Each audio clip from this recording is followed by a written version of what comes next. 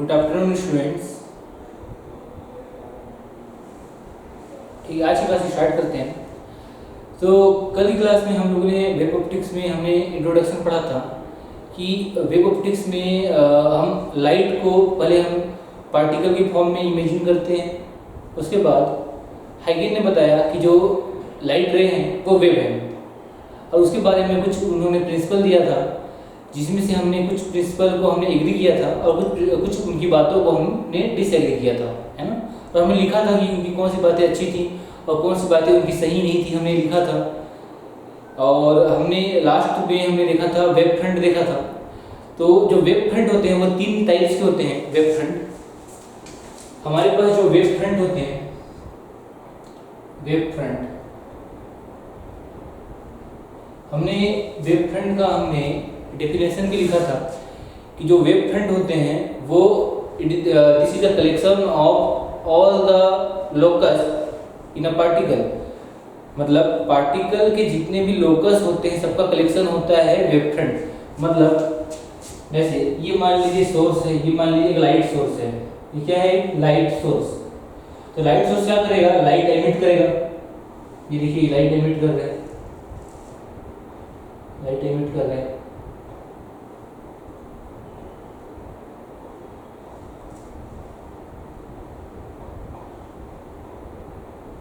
देखिए light source, ये है light source, source S, source S का मतलब सोर्स, लाइट सोर्स है ना। लाइट सोर्स लाइट एमिट करते हुए आपको दिखाई दे रहा है।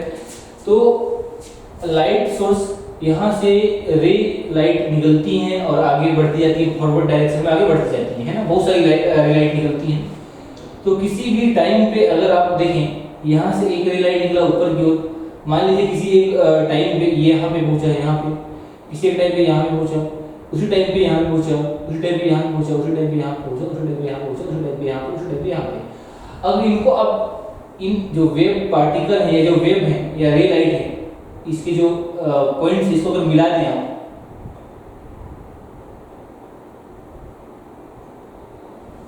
तो ये जो स्फेरिकल कॉन्सेप्ट बन रहा है, स्फेरिकल वेव फ्रंट दिखाई दे रहा है, इसको बोलेंगे वेव फ्रंट। क्या बोलेंगे इसको, वेव फ्रंट। तो इस तरीके से जब लाइट आगे की ओर जाती है तो एक स्फेरिकल वेव फ्रंट बनाते हुए आगे की ओर बढ़ती हैं, इस तरीके से आगे को बढ़ते जाती हैं, बढ़ती जाती हैं, है ना। इसको बोलेंगे हम, क्या बोलेंगे इसको, बोलेंगे वेव फ्रंट। हमने कल देखा था वेव फ्रंट। अब जो वेव फ्रंट होता है हमारे पास 3 टाइप्स होते हैं। इसका जो कंस्ट्रक्शन कैसा दिख रहा है आपको, स्फेरिकल। इसका जो कंस्ट्रक्शन कैसा दिख रहा है आपको, स्फेरिकल। इसको बोलेंगे spherical. Types of wave fronts में होता है हमारे पास, टाइप्स ऑफ वेव फ्रंट में हमारे पास होता है स्फेरिकल। स्फेरिकल की तरह दिख रहे हैं, इसलिए हम बोलेंगे spherical wave front, spherical. Second होता है हमारे पास, एक होता है spherical wave front.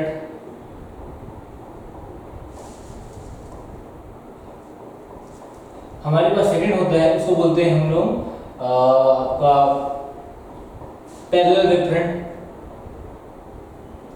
Parallel wave front. अभी पैरेलल वेव फ्रंट कैसे होता है, देखिए क्या होगा जब यही वेव फ्रंट आप दूर की ओर जाए, दूर की ओर, तो ये कुछ इस तरीके से आपको मिलते जाएंगे, कुछ इस तरीके से मिलते जाएंगे, मिलते जाएंगे, मिलते जाएंगे, मिलते जाएंगे, बड़ी हो जाएंगे, बड़ी हो जाएंगे। और आपको बहुत जब दूर की ओर जाएंगे तो लगभग ये एक दूसरे के पैरेलल रहती है, पैरेलल।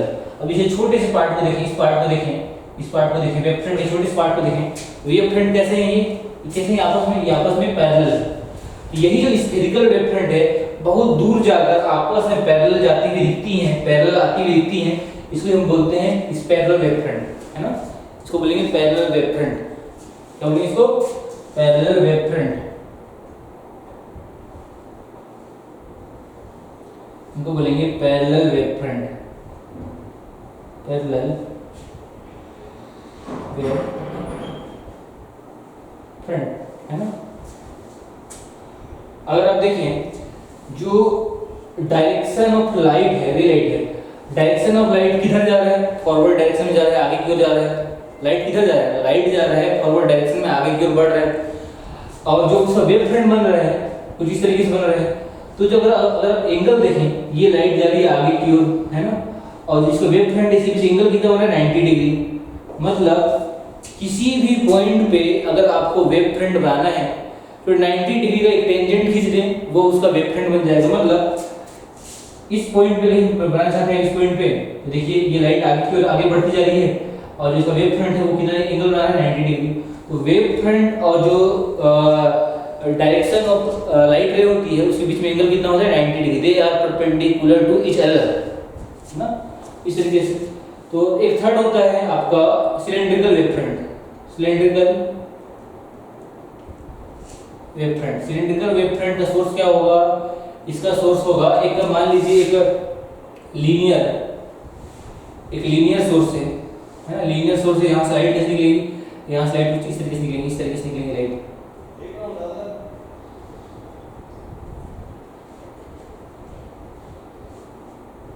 ये मान लीजिए आपके पास एक सोर्स है, लीनियर सोर्स है ना। सोर्स अगर लीनियर सोर्स है तो लीनियर सोर्स से चारों ओर क्या बनेगा? आपका लाइट रे निकलेंगी इस तरीके से। मान लीजिए ये आपका है, ये जो मार्कर है ये आपका है लीनियर सोर्स। कुछ चीज लीनियर मतलब सीधी लाइन की तरीके से आपको दिखाई दे रहा है। तो यहाँ से क्या होगा? रे लाइट कुछ इस तरीके से ऐसे बनाएंगे, ऐसे बनेंगे, ऐसे बनेंगे, ऐसे बनेंगे। तो जो कंस्ट्रक्शन होगा यहाँ पे, जो वेव फ्रंट बनेगा, जब चारों लाइट जाएंगी उसको परपेंडिकुलर आप लोकस को मैच करेंगे तो आप पाएंगे कि इसका जो लोकस है कुछ इस तरीके से मिलता हुआ दिखाई देगा आपको। ये लाइट जो है कुछ इस तरीके से आएंगी, इस तरीके से, इस तरीके से, इस तरीके से, है ना। यहाँ पे भी कुछ इस तरीके से बनेगा।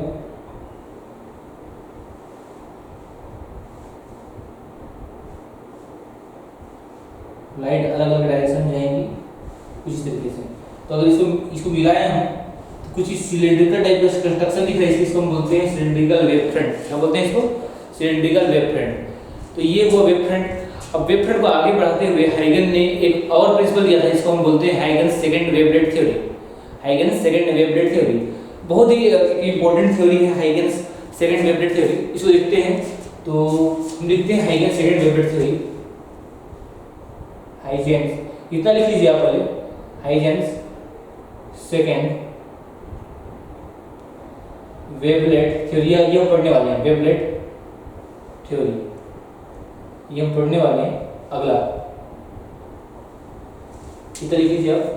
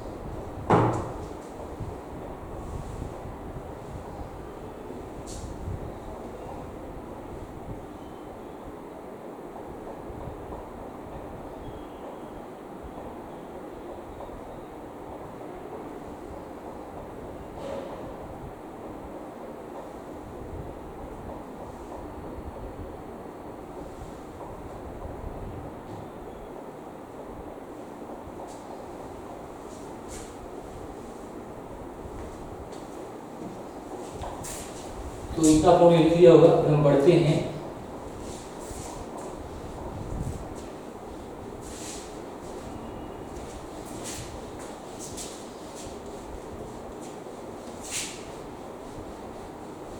हमारा नेक्स्ट टॉपिक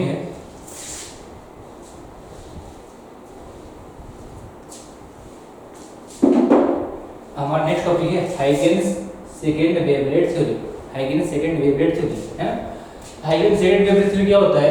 इन्होंने बताया कि ये मान लीजिए एक सोर्स है, ये मान लीजिए सोर्स है ना। हमने सोर्स से देखा था, सोर्स से जो लाइट पास हो रही थी, जो सोर्स से जो लाइट पास रही थी वो एक स्फेरिकल वेव फ्रंट फॉर्मेशन कर रही थी। स्फेरिकल वेव फ्रंट मतलब कुछ इस तरीके से।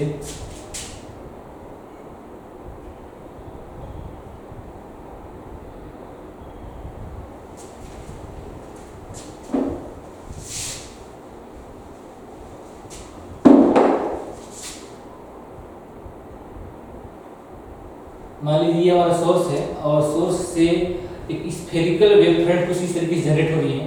सोर्स से बहुत सारी लाइट ऐसे निकलेगी, है ना, बहुत सारी लाइट ऐसे निकलेंगी और सोर्स से बहुत सारी लाइट ऐसे निकलेंगी और एक स्फेरिकल वेव फ्रंट का फॉर्मेशन कर रही है। तो किसी भी, ये क्या है, ये वेव फ्रंट है आपका, ये भी वेव फ्रंट है, ये भी वेव फ्रंट है, इसको मिलाने पे जो फॉर्मेशन बन रहा है, सर्कुलर फॉर्मेशन बन रहा है, इसको बोलेंगे लोकस। तो हाइगन्स से सेकंड वेवलेट थ्योरी में उन्होंने बोला कि वेव फ्रंट के किसी भी पॉइंट, वेव फ्रंट का जो कोई सा भी पॉइंट है, आप किसी भी पॉइंट को लें तो वो एक फ्रेश सोर्स की तरफ बिहेव करता है, किसी तरह बिहेव करता है, फ्रेश सोर्स की तरह। फिर से बोल रहा हूँ, वेव फ्रंट का कोई सा भी पॉइंट आप उठाएं, कोई सा भी पॉइंट उठाएं तो बिल्कुल एक फ्रेश सोर्स की तरह बिहेव करता है, फ्रेश सोर्स की तरह। मतलब जैसे कि ये वाला देखिए, ये वेव फ्रंट का एक पॉइंट है तो ये एक सोर्स की तरह बिहेव करेगा, कुछ इस तरीके सोर्स की तरह बिहेव करेगा। सोर्स है तो ये भी सोर्स की तरह बिहेव करेगा, ये भी सोर्स की तरह बिहेव करेगा, ये भी एक सोर्स की तरह बिहेव करेगा, ये भी एक सोर्स की तरह बिहेव करेगा, ये भी एक सोर्स की तरह बिहेव करेगा और ये भी एक सोर्स की तरह बिहेव करेगा। सोर्स की तरह बिहेव करेगा मतलब ये ऐसे सोर्स की तरह बिहेव करेंगे जो खुद रे लाइट को प्रोड्यूस करें और आगे की ओर फॉरवर्ड करें। तो क्या करेंगे, खुद रे लाइट को प्रोड्यूस करें और आगे की ओर फॉरवर्ड करें। पहले हमने देखा सोर्स था, सोर्स से रे लाइट निकल रहा था, रे लाइट को निकल रहा था तो एक ही टाइम पे ये एक वेव फ्रंट फॉर्मेशन कर रहे थे, एक ही टाइम पे ये एक वेव फ्रंट बना रहे थे और वेव फ्रंट का हर एक पॉइंट एक सोर्स की तरफ बिहेव करता है। इसको हम बोलते हैं सेकेंडरी सोर्स। इसको क्या बोलते हैं हम लोग, सेकेंडरी सोर्स। जो ओरिजिनल सोर्स था हमारा जो सेंटर बना हुआ, इसको लेंगे प्राइमरी सोर्स। और जो वेव फ्रंट पे हर एक पॉइंट एक सोर्स की तरह बिहेव कर रहा है उसको हम बोलेंगे सेकेंडरी सोर्स। क्या बोलेंगे, सेकेंडरी सोर्स, H2। फिर इन्होंने बोला कि जो नया वेव फ्रंट, जो नया ये जो सोर्स बन रहा है सेकेंडरी सोर्स, उसके उस पर एक टेंजेंट खींची जाए, उस पर एक टेंजेंट खींची जाए, टेंजेंट मतलब कुछ इस तरीके से खींची जाए, उस पर कुछ इस तरीके से टेंजेंट खींची जाए तो एक नया वेव फ्रंट बना। क्या बना, एक नया वेव फ्रंट बना। तो एक नया जो वेव फ्रंट बना, इस डायरेक्शन में ये जो रे है आगे बढ़ जाएगी, ये रे इस डायरेक्शन में आगे बढ़ रही है, आगे बढ़ रही है। इन्होंने बताया ये जो रे हैं आगे इसलिए बढ़ रही है क्योंकि नए नए वेव फ्रंट बन रहे हैं और जो हर वेव फ्रंट का एक पॉइंट है वो एक सेकेंडरी सोर्स की तरह बिहेव करेगा, मतलब वो खुद एक लाइट को एमिट करेगा, आगे की ओर एमिट करेगा, फॉरवर्ड करेगा, है ना। ये देखिए पहले इसने रे लाइट को एमिट किया, यहाँ पूछा, यहाँ पे वेव फ्रंट बना, वेव फ्रंट हर पॉइंट एक सोर्स की तरह बिहेव करेगा, उसको नाम करेंगे सेकेंडरी सोर्स H2। अब H2 क्या करेगा, आगे की ओर रे लाइट को फॉरवर्ड करेगा, ऐसे आगे की ओर फॉरवर्ड करेगा, फॉरवर्ड करेगा, ये फॉरवर्ड कर रहा है। अब अगर आप इसका टेंजेंट खींचे, इसके किसी जो सेकेंडरी वेवलेट बन रहा है, सेकेंडरी वेवलेट बन रहा है, सेकेंडरी सोर्स बन रहा है, इसके पॉइंट को अगर आप मिलाएं, एक टेंजेंट बनाएं तो फिर से एक आपको दिखेगा एक स्फेरिकल वेव फ्रंट, और स्फेरिकल वेव फ्रंट का हर एक पॉइंट फिर से एक सेकेंडरी सोर्स की तरह काम करेगा। मतलब कुछ इस तरीके से ये एक सेकेंडरी सोर्स काम करेगा, एक सेकेंडरी सोर्स काम, फिर से एक सेकेंडरी सोर्स काम करेगा, फिर से सेकेंडरी सोर्स काम करेगा, फिर से सेकेंडरी सोर्स काम करेगा, फिर से सेकेंडरी सोर्स काम करेगा। मतलब अब ये वाला जो सोर्स है वो लाइट को आगे बढ़ाएगा, ये वाला सोर्स अब इस लाइट को आगे बढ़ाएगा, ये वाला सोर्स इस लाइट को आगे बढ़ाएगा। तो इस तरीके से इन्होंने बताया कि वेव फ्रंट का हर एक पॉइंट अपने आप में सोर्स की तरह बिहेव करता है। वेव फ्रंट का हर एक पॉइंट अपने आप में एक न्यू सोर्स की तरह बिहेव करता है। जो न्यू सोर्स होता है उसको बोलते हैं हम लोग सेकेंडरी सोर्स या सेकेंडरी वेवलेट। हम बोलते हैं सेकेंडरी सेकेंडरी सेकेंडरी सेकेंडरी है, सेकेंडरी वेवलेट्स भी। मतलब पहले एक प्राइमरी सोर्स होगा, वहां से लाइट रे निकलेगा, लाइट रे एक वेव फ्रंट बनाएंगी, वेव फ्रंट का हर एक पॉइंट एक सोर्स की तरह बिहेव करेगा, जिसको हम बोलेंगे सेकेंडरी सोर्स या सेकेंडरी वेवलेट। तो सेकेंडरी वेवलेट आगे की अगर हम टेंजेंट खींचे, उसको टेंजेंट मतलब उसके सर्कमस्टेंसेस से किसी पॉइंट को अगर हम मिलाएं, डॉटेड लाइन से मिलाएं, तो एक वेव फ्रंट बनता हुआ दिखाई देगा, स्फेरिकल वेव फ्रंट। वो स्फेरिकल वेव फ्रंट भी उसके किसी पॉइंट पे अगर जो पार्टिकल होंगे या वेव होंगे वो जो है सोर्स का बिहेव करेंगे और लाइट रे को आगे की ओर फॉरवर्ड डायरेक्शन में मूव कराएंगे, है ना, आगे की ओर फॉरवर्ड डायरेक्शन में मूव कराएंगे। तो वेव फ्रंट का हर एक पॉइंट सेकेंडरी सोर्स की तरह बिहेव कर रहा है, ये हमने देखा यहाँ पे। तो अगर हम इसको पॉइंट लिखना चाहें तो इस लिख सकते हैं पॉइंट्स में,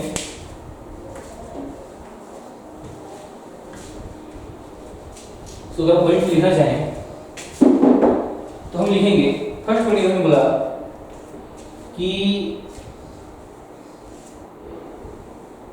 in wavefront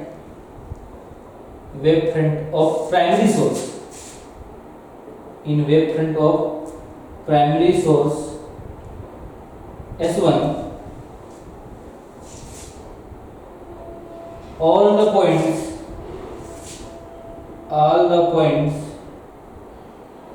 behaves as new source of light called secondary wavelet. Secondary source बोल सकते हैं कि या फिर वेवलेट, सेकेंडरी सोर्स और वेवलेट, है ना। फर्स्ट पॉइंट बताया, सेकंड पॉइंट मैंने बताया कि जो ये सेकेंडरी वेवलेट है या लाइट है, ये एक ही स्पीड से आगे की ओर मूव करती है, अगर आप सोचें कि अगर ये अलग अलग स्पीड से अगर आगे जाएंगे, आगे फॉरवर्ड डायरेक्शन मूव करेंगे, तो इनका जो वेव फ्रंट है वो सर्कुलर नहीं बनेगा। सर्कुलर बन रहा है मतलब एक साथ आगे की ओर मूव करेंगे, एक साथ आगे की ओर। ये जो सर्कुलर वेव फ्रंट बन रहा है, गोल गोल बन रहा है, ये एक साथ आगे बढ़ रहे हैं, एक साथ आगे बढ़ रहे हैं, एक साथ आगे बढ़ रहे हैं। इसका मतलब ये है कि समान समय में समान अंतराल तय कर रही हैं। इनका मतलब क्या है कि इनका स्पीड क्या है, इक्वल। हम लिख सकते हैं second point, each wavelet moves with same speed in the medium, है ना। मीडियम इन्होंने माना था कि जो लाइट है वो वेव है, और वेव किस मीडियम में ट्रेवल करती है, ईथर। हमने कल पढ़ा था ईथर। थर्ड इन्होंने पॉइंट बताया कि द टेंजेंट मतलब जो आप लाइट खींचते हैं, इसको टच करता है, टेंजेंट खींचते हैं, बोलते हैं tangent. The tangent on each secondary wavelet, the tangent on each wavelet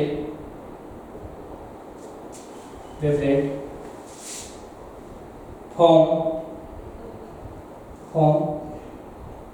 new wavefront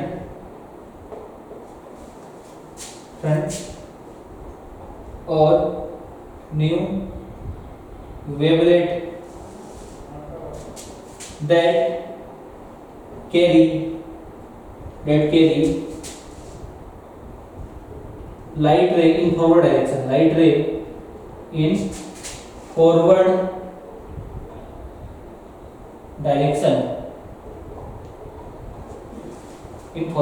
तो ये तीन पॉइंट जिन्होंने बताया इन सेकेंडरी वेवलेट थ्योरी में, कि फर्स्ट कि कोई भी प्राइमरी सोर्स ऑफ लाइट क्या करेगा, लाइट एमिट करेगा तो एक वेव फ्रंट बनाएगा। वेव फ्रंट का हर एक पॉइंट अपने आप में सोर्स की तरह बिहेव करेगा, और लाइट एमिट करेगा। मतलब लाइट एमिट कर रहा है, इसका मतलब क्या हो रहा है कि आगे जैसे हम बढ़ते जाएंगे तो हमको एक नया सोर्स मिलेगा जो उस लाइट को आगे की ओर फॉरवर्ड डायरेक्शन में मूव करवाएगा, है ना, आगे की फॉरवर्ड डायरेक्शन में मूव करवाएगा, जो कि सेम स्पीड से आगे की ओर स्फेरिकल वेव फ्रंट बनाती हुई आगे की ओर बढ़ रही होंगी। तो ये कंप्लीट हुआ।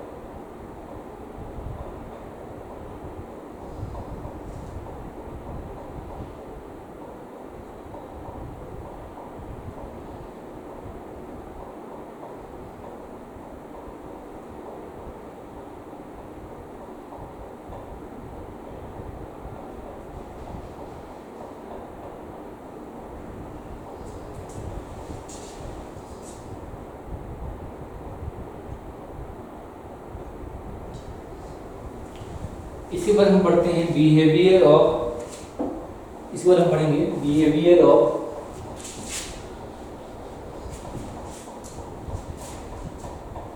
हम पढ़ेंगे बिहेवियर ऑफ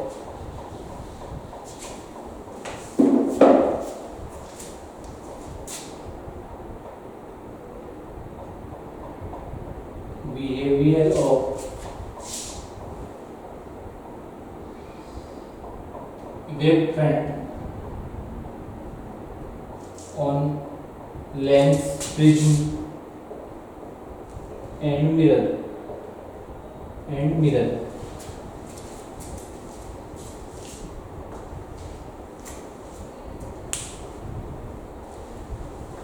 तो देखते हैं क्या होगा इसमें।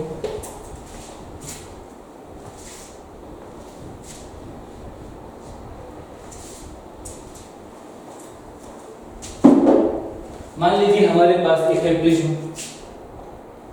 मान लीजिए हमारे पास एक प्रिज्म है ना, प्रिज्म है और इसके दोनों साइड हमारे पास एयर है और प्रिज्म जो ग्लास का बना हुआ है। अगर आप देखें, मान लीजिए आपने एक लाइट रे आपने इंसिडेंट करवाया कुछ इस तरीके से, ये लाइट रे कुछ इस तरीके से आई, पैरेलल है ना, ये क्या है पैरेलल है। पैरेलल होने के बाद ये क्या हो गया, बेंड हो गया, बेंड होने के बाद कुछ इस तरीके से गई, ये बेंड हो गया कुछ इस तरीके से है, ये बेंड हो गया कुछ इस तरीके से है ना, बेंड होने के बाद कुछ इस तरीके से जाती है वो करती है ना। अगर आप देखें, ध्यान से देखें तो पाएंगे कि ये जो लाइट है इसके किसी पॉइंट को मिलाया जाए, ये पॉइंट ये पॉइंट ये पॉइंट है ना, मिलाया जाए, मतलब एक परपेंडिकुलर अगर हम लाइन ड्रॉ करें तो पाएंगे इसको बोलेंगे, क्या बोलेंगे, वेव फ्रंट, क्या बोलेंगे इसको, वेव फ्रंट। हम बढ़ चुके हैं कि जो लाइट रे है उससे 90 डिग्री एंगल पे क्या बनता है, वेव फ्रंट। मतलब अगर आपको वेव फ्रंट बनाना है और लाइट रे का डायरेक्शन दिख रहा है तो 90 डिग्री एंगल पे एक टेंजेंट खींचेंगे तो वो बन जाएगा वेव फ्रंट। ये क्या बना, ये बना वेव फ्रंट, वेव फ्रंट। ये लाइट इस तरीके से आ रही थी और आपने इसके पॉइंट्स को मिलाया, इसके पॉइंट्स को मिलाया तो इसको बोलेंगे वेव फ्रंट। अब आप देखें तो ये जो वेव फ्रंट जैसे ही पास करेगा, देखिए कैसे करेगा, ये कैसे करेगा, यही वेव फ्रंट यहाँ पे है, यही वेव फ्रंट क्या है, यहाँ पे है। तो जैसे ही वेव फ्रंट, यही वेव फ्रंट धीरे धीरे पास करेगा और यहाँ पे पास करेगा तो आप देखें जो नीचे वाला वेव फ्रंट का पॉइंट है वो उसको यहाँ से लेकर यहाँ तक ज़्यादा ट्रेवल करना पड़ेगा एज कम्पेयर टू ऊपर वाले वेव फ्रंट को। वेव फ्रंट जो है ऊपर से नीचे तक बन रहा है, पैरेलल वेव फ्रंट है। तो प्रिज्म क्या है, प्रिज्म का विड्थ ऊपर की ओर कम है, नीचे की ओर ज्यादा है। यहाँ से आपको समझ में आ रहा होगा कि इस वेव फ्रंट का जो नीचे वाला पॉइंट है इसको ज्यादा डिस्टेंस ट्रेवल करना होगा एज कम्पेयर टू ऊपर वाले वेव फ्रंट की तुलना में। वेव फ्रंट का ये पार्टिकल है जो ऊपर है तो इसको कम डिस्टेंस ट्रेवल करना पड़ेगा। तो मान लीजिए अगर ये ट्रेवल करता है यहाँ से, ये कहीं यहाँ पूछता है, ये पूछता है वेव फ्रंट यहाँ पे, तो अब इसकी तुलना में, इसके कंपैरिजन में इसको कम चलना पड़ता है, तो ये कहीं आगे कहीं पूछा होगा, आगे है ना, इसको और कम चलना पड़ता है, और कम, इसका विड्थ और कम है, ये कहीं और आगे। अगर इसको हम परपेंडिकुलर लाइन ड्रॉ करें तो पाएंगे क्या बन रहा है, एक वेव फ्रंट। मतलब ये क्या था, एक पैरेलल वेव फ्रंट था, पैरेलल वेव फ्रंट। इससे बनने वाला जो वेव फ्रंट को आपने पास करवाया प्रिज्म से, ये प्रिज्म से आपने पास करवाया तो वेव फ्रंट कैसा बन गया, पैरेलल। लेकिन दोनों का अगर आप देखें, दोनों की पोजीशन देखें तो एक जो स्ट्रेट है, एक कुछ एंगल बना हुआ, बेंड हो चुका है। तो अगर आप इस पॉइंट को देखें, ये भी एक वेव फ्रंट है, ये भी एक वेव फ्रंट है, वेव फ्रंट। तो वेव फ्रंट क्या है, अभी भी parallel wave front, parallel wave front का जो रिफ्रैक्टेड जो वेव फ्रंट बना है वो भी क्या बना है, पैरेलल बना है। कैसे बोलेंगे, refracted, refracted wave front, wave front. ये जो इंसिडेंस वेव फ्रंट है ये क्या है, रिफ्रैक्टेड वेव फ्रंट। और देख रहे हैं पैरेलल वेव फ्रंट का जो वेव फ्रंट बना है वो रिफ्रैक्टेड वेव फ्रंट वो पैरेलल ही बना है ना। अगर हम देखें एक ये तो ब्रिज देखा हमने, अगर लेंस देखें हम लेंस के लिए, तो मान लीजिए आप लेंस बना रहे, लेंस, एक मिनट, अगर लेंस बनाए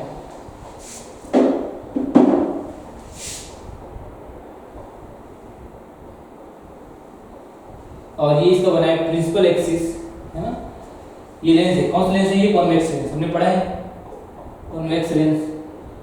कॉन्वेक्स लेंस में क्या होगा, जब कुछ पैरेलल लाइट आती है, मान लीजिए ये लाइट ऐसी पैरेलल, ये लाइट ऐसी पैरेलल, ये लाइट ऐसी पैरेलल, जब इनफिनाइट सी लाइट आती है पैरेलल की तरह, तो अगर इस पॉइंट को मिलाएं आप, इस पॉइंट को देखें, इस पॉइंट को देखें, इस पॉइंट को देखें, अगर एक 90 डिग्री एंगल पे ड्रॉ करें, इसको बोलेंगे वेव फ्रंट।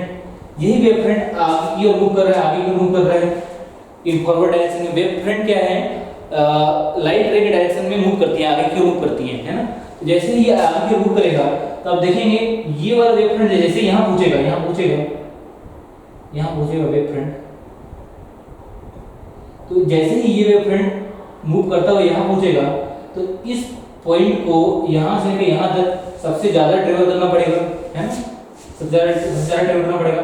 तो जब ये ट्रेवल करके यहाँ पे कहीं पहुंचा होगा, है ना, अब जानते हैं कि जो लाइट है बेंड होकर ये फोकस जाके मिलती है, लाइट के फोकस जाके मिलती है, फोकस पे ये जाके मिलती है ना। तो ये वाला जो पॉइंट है वेव फ्रंट का, इसको ज्यादा डिस्टेंस ट्रेवल करना होगा लेंस से, तो कहीं यहाँ कहीं बन रहा होगा, यहाँ कहीं पहुंचा होगा, और ये वाला पॉइंट इसको कम डिस्टेंस चलना होगा, तो ये कहीं यहाँ कहीं पहुंचा होगा, है ना। सिमिलरली ये वाला भी कम डिस्टेंस को ट्रेवल करना होगा, कहीं यहाँ कहीं पहुंचा होगा। इसको अगर मिलाए हैं कुछ इस तरीके से बनता दिखाई देगा आपको, इस तरीके से। तो ये कैसा स्ट्रक्चर बन रहा है, ये क्या था, पैरेलल वेव फ्रंट। ये कैसा था, ये parallel wave front, wave front. और ये कैसा बन रहा है, ये बन रहा है ये कैसा बन रहा है, स्फेरिकल वेव फ्रंट, इसको बोलेंगे spherical wave front, spherical wave front. आपको समझ में आया होगा कि किसी लेंस हो या फिर प्रिज्म हो या फिर मिरर हो, कैसे वेव फ्रंट आगे की ओर बढ़ता है, रिफ्लेक्ट होता है ना। लिख लेंगे, इसके बाद आगे की ओर बढ़ते हैं।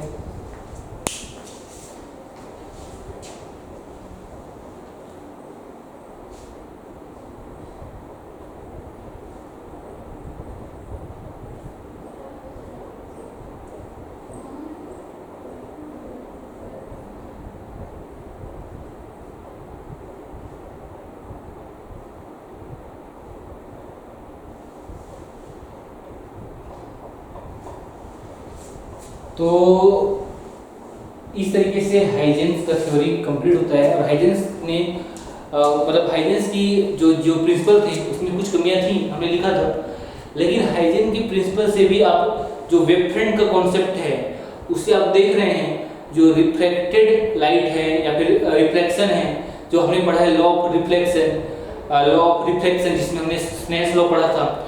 और फिर अब अगर आगे की ओर बढ़े, पोलराइजेशन और डिफ्रैक्शन, इस सभी को जो हाइजेंस की प्रिंसिपल था वो सेटिस्फाइड कर पा रहा था। इसलिए हाइजेंस का प्रिंसिपल एक लाइट रे को वेव की फॉर्म में देखने के लिए एक अच्छा प्रिंसिपल साबित हुआ।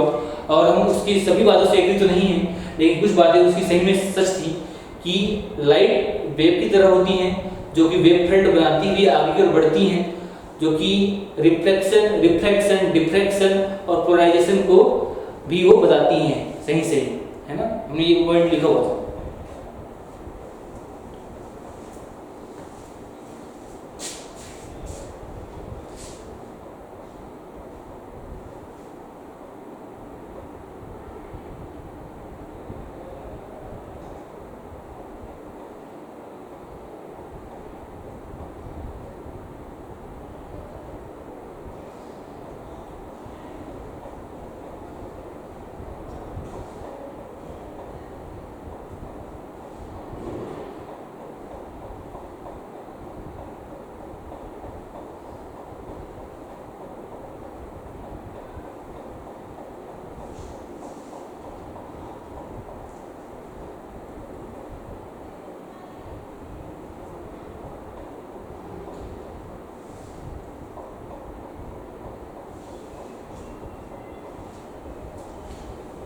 इसके बाद हम पढ़ेंगे principle of superposition of waves.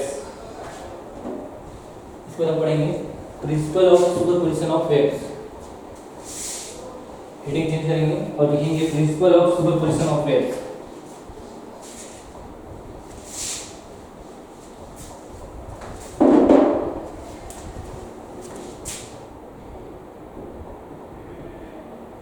Principle of super position of wave, है ना। अगर हम इसको पढ़ें तो इसमें क्या होगा, इसमें मिटा देते हैं। अगर हम इसको पढ़ें principle of superposition of wave में क्या होगा कि मान लीजिए बहुत सारी ये मान लीजिए वेव है, एक वेव ये है, एक वेव ये है,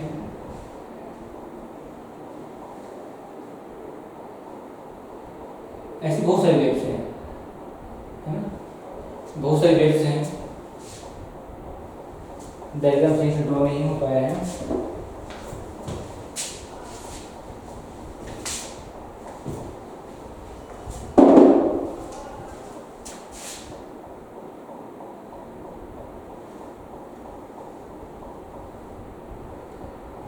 मान लीजिए ये एक वेव है, यहाँ से एक और वेव्स पे आया, इस तरीके से एक और वेव्स आया इस तरीके से, तो देखेंगे हम कितने वेव्स हो गए, 3 वेव्स। तो जब मल्टीपल वेव्स, देखिए हर वेव्स का डिस्प्लेसमेंट क्या है, अलग अलग है। इसका डिस्प्लेसमेंट है y1, देखिए यहाँ से कितना है y1, ऊपर वाले कितना है y2, ऊपर वाले कितना है y3, है ना। तो अलग अलग वेव्स जब एक साथ किसी पॉइंट पे मिलती हैं तो एक नया वेव फॉर्म करती हैं, इसलिए हम बोलते हैं सुपरपोजिशन। सुपरपोजिशन क्या होता है, मल्टीपल वेव एक साथ किसी पॉइंट में मिलती हैं और एक नया वेव बनती है, तो जो उनका जो फाइनल वेव बनता है उसका डिस्प्लेसमेंट जो होता है वो सम ऑफ द रिजल्टेंट एम्पलीट्यूड होता है। मतलब इसकी स्टेटमेंट लिख सकते हैं, इसका मतलब the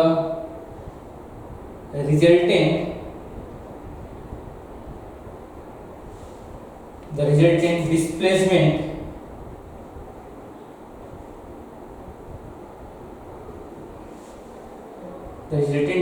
displacement of all the waves meeting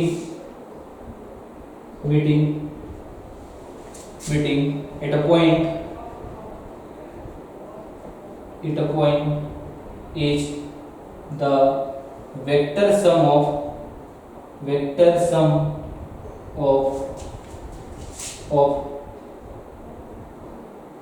individual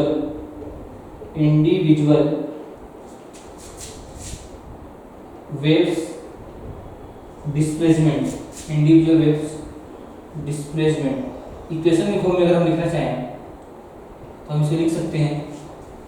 अगर अलग अलग वेव हैं उनका डिस्प्लेसमेंट y1 वेक्टर है, y2 वेक्टर है, y3 है एंड सो ऑन, बहुत सारे हैं प्लस yn तक, तो इनको अगर ऐड कर दें सभी वेक्टर के डिस्प्लेसमेंट को, तो हमको मिलेगा एक फाइनल एक डिस्प्लेसमेंट जो एक न्यू वेव के डिस्प्लेसमेंट को बताएगा। तो ये हुआ सुपरपोजिशन थ्योरी ऑफ वेव, जिसमें मल्टीपल वेव किसी एक टाइम पे अगर मिलती हैं तो एक नया वेव बनाती हैं, जिनमें उनका जो डिस्प्लेसमेंट है आपस में वेक्टर सम हो जाता है, तो नया वेव का डिस्प्लेसमेंट हमें मिलता है, उसको हम इस इक्वेशन से निकाल सकते हैं।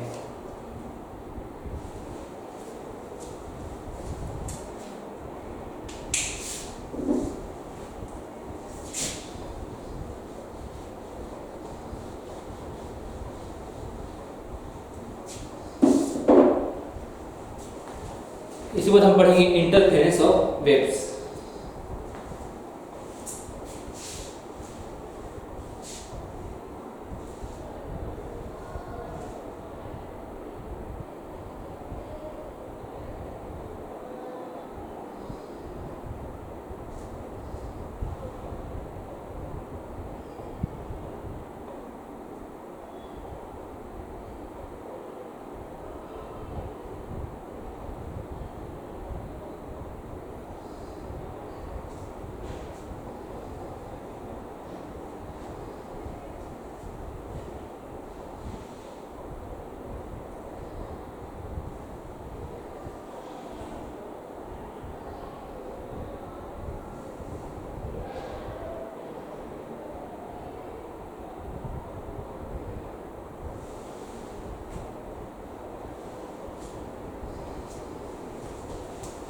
इसके बाद हम देखते हैं interference of light.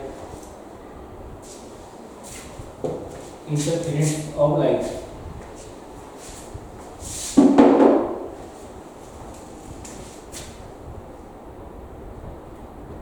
Interference of light, interference of light. तो इंटरफेरेंस ऑफ लाइट में क्या होगा, सेम क्या होगा इंटरफेरेंस ऑफ लाइट में, लिख सकते हैं यहाँ पे व्हेन टू और मोर, टू समझने के लिए आप टू लिख सकते हैं, व्हेन टू और मोर वेव, टू और more wave of same frequency and nearly equal amplitude moves in forward direction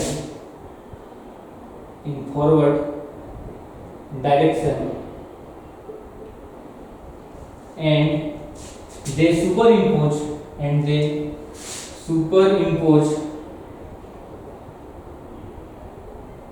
with each other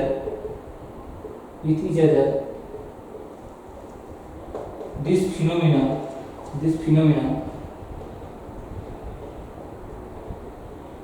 is called interference, इसका मतलब समझते हैं।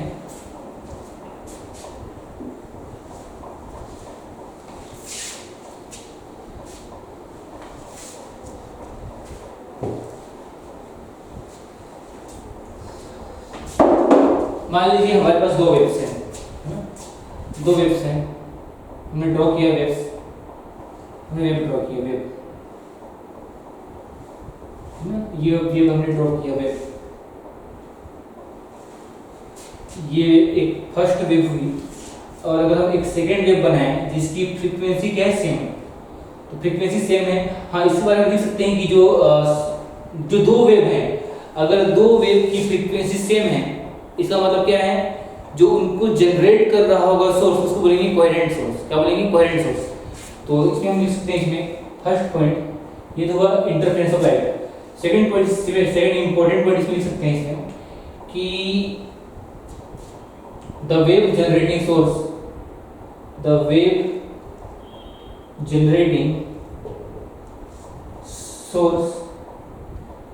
should be coherent का मतलब क्या होगा कि उनकी फ्रीक्वेंसी इक्वल होनी चाहिए। क्या चाहिए, इक्वल।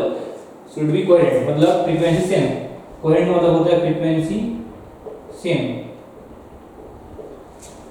कोहेरेंट मतलब होगा फ्रीक्वेंसी सेम, कोहेरेंट मतलब होगा फ्रीक्वेंसी सेम।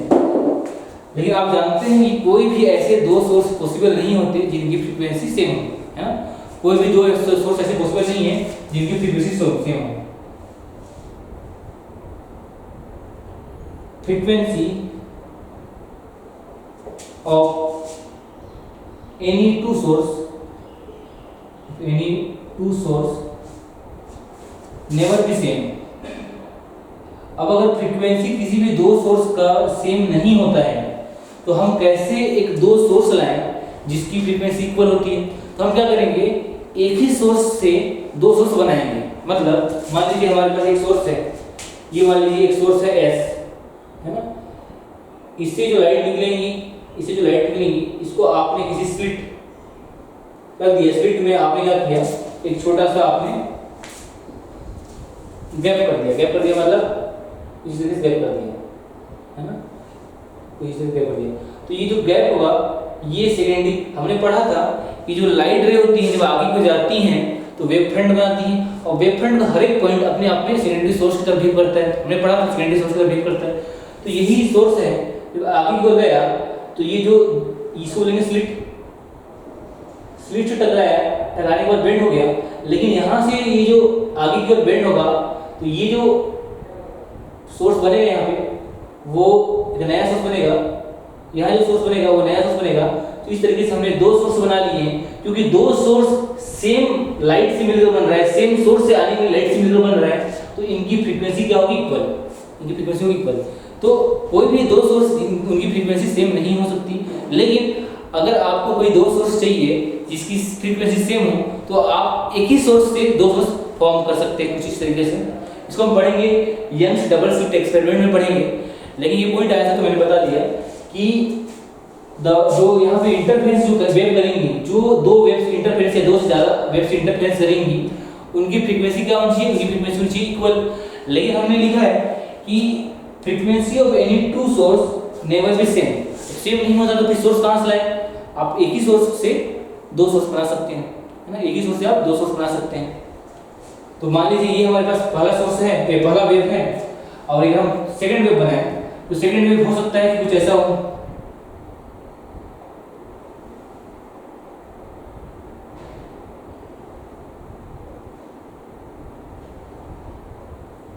देखो लगभग लगभग इनका जो एम्पलीट्यूड है, एम्पलीट्यूड मतलब होता है जो मैक्सिमम डिस्प्लेसमेंट है, लगभग लगभग इक्वल है। ये एक साथ स्टार्ट हो रही है, एक साथ खत्म हो रही है, एक साथ स्टार्ट हो रही है, मतलब इनकी क्या है? फ्रीक्वेंसी क्या है? सेम है। इनकी फ्रीक्वेंसी कितनी? इक्वल है। आपको पता होगा फ्रीक्वेंसी इक्वल होगी, इनकी फ्रीक्वेंसी होगी इक्वल, इनका एम्पलीट्यूड लगभग नियरली इक्वल है ना? तो जब इस तरीके से जब वेव्स सुपर इंपोज करेंगी, तो जो इनका जो डिस्प्लेसमेंट आएगा, जो फाइनल जो मान लीजिए इसका है, इसका मान लीजिए डिस्प्लेसमेंट है y1, मान लीजिए इसका डिस्प्लेसमेंट y1, ऊपर वाले का डिस्प्लेसमेंट है y2। तो जब फाइनल वेव बनेगा, ये दोनों एक ही पॉइंट पे मिल रही हैं, एक ही पॉइंट पे सुपर इंपोज हो रहे हैं, तो जो बनने वाला वेव होगा उसका जो डिस्प्लेसमेंट आएगा उस पॉइंट पे, उन दोनों का दोनों ही इंडिविजुअल के डिस्प्लेसमेंट का क्या होगा? सम होगा, मतलब y1 प्लस y2 होगा, है ना? y1 प्लस y2 होगा। तो केस 1 में अगर आप देखें, ये केस 1 है, केस 1 में जो दोनों ही वेव हैं, ये जो दोनों वेव हैं, दोनों वेव एक साथ स्टार्ट हो रहे हैं, एक साथ खत्म कर रहे हैं, एक साथ स्टार्ट हो रहे हैं, एक साथ खत्म कर रहे हैं, तो इनके बीच का जो फेज डिस्प्लेसमेंट कितना होगा? 0 डिग्री। कितना होगा? 0 डिग्री। क्यों 0 डिग्री होगा? क्योंकि ये स्टार्ट कर रहा है साथ में, खत्म कर रहा है यहाँ पे साथ में, दोनों साथ में स्टार्ट हो रहे हैं, साथ में खत्म कर रहे हैं अपनी कंप्लीट एक साइकिल को। तो हम ये बोल सकते हैं कि इन दोनों ही वेव के बीच में फेज डिस्प्लेसमेंट कितना है? 0। यहाँ हम बोल सकते हैं कि फेज डिस्प्लेसमेंट है यहाँ पे, डिस्प्लेसमेंट यहाँ पे 0 डिग्री है। अगर फेज डिस्प्लेसमेंट 0 है तो ये दोनों हमेशा ही ऐड होंगी, मतलब इसका मैक्सिमा और इसका मैक्सिमा ऐड होकर क्या बनेगा? और ज्यादा बन जाएगा, इंटेंसिटी और बढ़ जाएगी, तो हमको क्या मिलेगा? मैक्सिमा मिलेगा, मैक्सिमा, जिसको आप बोलते हैं कंस्ट्रक्टिव इंटरफेरेंस। इसको बोलेंगे कंस्ट्रक्टिव। केस 1 बनेगा कंस्ट्रक्टिव इंटरफेरेंस। यहाँ पे क्या हो रहा है? कंस्ट्रक्टिव इंटरफेरेंस, ये हो गया कंस्ट्रक्टिव इंटरफेरेंस फर्स्ट, जिसमें वेव्स के बीच का फेज डिस्प्लेसमेंट कितना है? 0 डिग्री। और कुछ इस तरीके से ये आगे मिलती हैं तो एक मैक्सिमा बनता है, मैक्सिमा, जिसको आप बोल सकते हैं लाइट फ्रिंजेस। इसको मैक्सिमा भी बोल सकते हैं आप, लाइट फ्रिंजेस, इसी बोलते हैं लाइट फ्रिंजेस, है ना? तो अगर इतना लिख लें आप, तो केस 1 हम लिख चुके हैं, केस 2 लिखेंगे डिस्ट्रक्टिव फ्रिंजेस।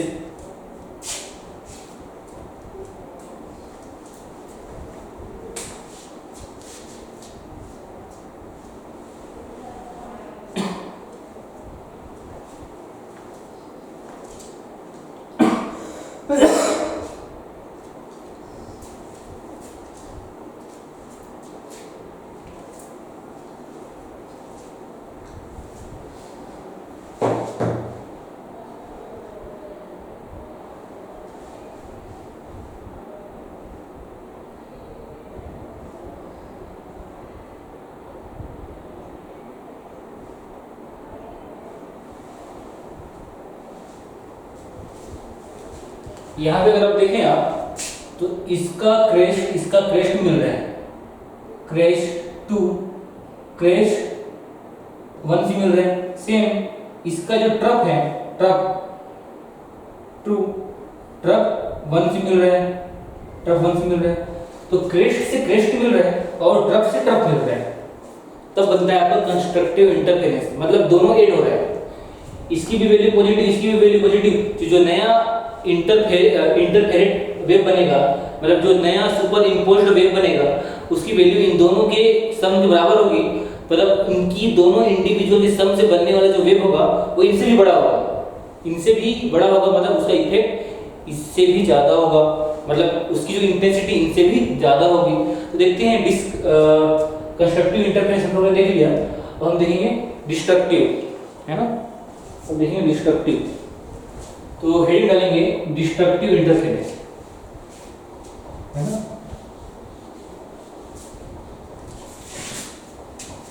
डिस्ट्रक्टिव इंटरफेरेंस में क्या होगा, डिस्ट्रक्टिव इंटरफेरेंस में क्या होगा,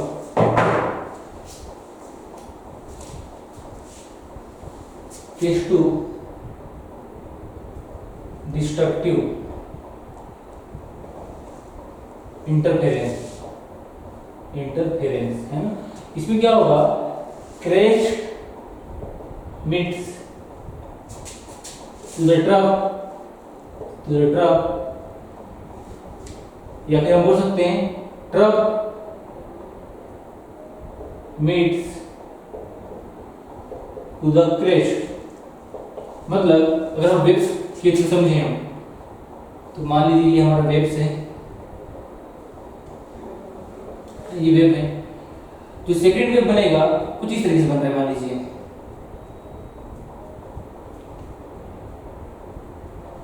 है ना। सेकेंड वेव कुछ इस तरीके से बन रहा है जिसका एम्पलीट्यूड लगभग इक्वल है, तो इसका डिस्प्लेसमेंट है y1, इसका है y2, सिमिलरली आगे की ओर बढ़ते जा रहा है। तो जो फाइनल वेव बनेगा जिसका डिस्प्लेसमेंट होगा y1 + y2, है ना, y1 y2, तो एक की वैल्यू है पॉजिटिव, देखिए एक का वैल्यू एक टाइप का क्रेस्ट है, क्या बन रहा है क्रेस्ट, ये क्या बन रहा है ट्रफ, तो एक की वैल्यू पॉजिटिव, एक की वैल्यू क्या नेगेटिव, तो पॉजिटिव और नेगेटिव जब आप ऐड करोगे तो आपको वैल्यू क्या मिलेगी, कम मिलेगी। मतलब जो फाइनल वेव बनेगा दोनों वेव के फॉर्मेशन से, दोनों वेव के सुपर इंपोज करने से जो फाइनल वेव बनेगा उसकी इंटेंसिटी कम होगी, या फिर इसको बोलेंगे हम यहाँ पे बन रहा है मिनिमा, मतलब डार्क फ्रिंजेस।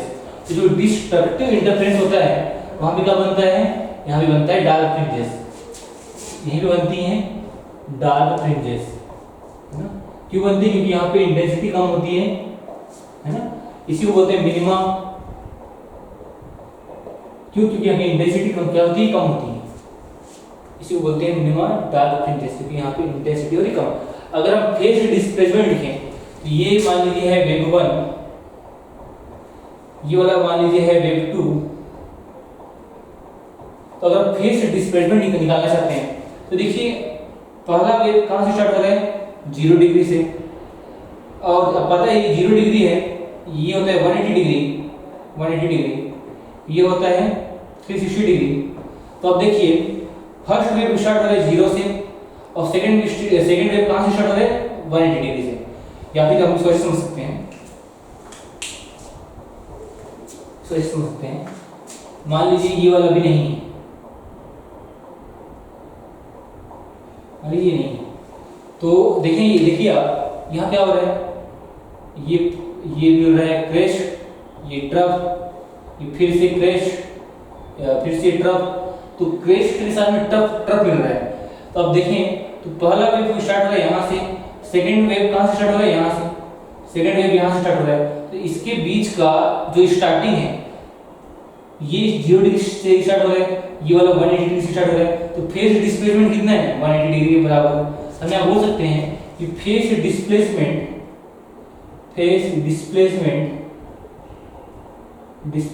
कितना है यहाँ पे, 180 डिग्री, या फिर इसको बोलेंगे रेडियन में पाई रेडियन, है ना, तो पाई रेडियन। तो जब भी एक ऐसा बनेगा तो हम बोल सकते हैं कि यहाँ पे डिस्ट्रक्टिव इंटरफेरेंस हो रहा है, क्या बन रहा है यहाँ पे, डिस्ट्रक्टिव इंटरफेरेंस होगा, है ना। तो अब पाई लिख सकते हैं, या फिर और आगे बढ़ाएं उसको 3 पाई लिख सकते हैं, है ना। तो अगर आप एक नोट लिखें इसे लिखने के बाद एक नोट अगर लिखना चाहें हम लिख सकते हैं, इतना लिख लीजिए आप, फिर इसमें एक नोट लिखेंगे, नोट क्या होगा, कंस्ट्रक्टिव इंटरफेरेंस और डिस्ट्रक्टिव इंटरफेरेंस। इसके लिए इन दोनों के हम लिखना चाहते हैं कि फेज डिस्प्लेसमेंट को अगर आप डेल फाई से रिप्रेजेंट करेंगे, है ना, डेल फाई से, तो डेल फाई का वैल्यू कितना होगा यहाँ पे, इस केस में हम निकालना चाहते हैं।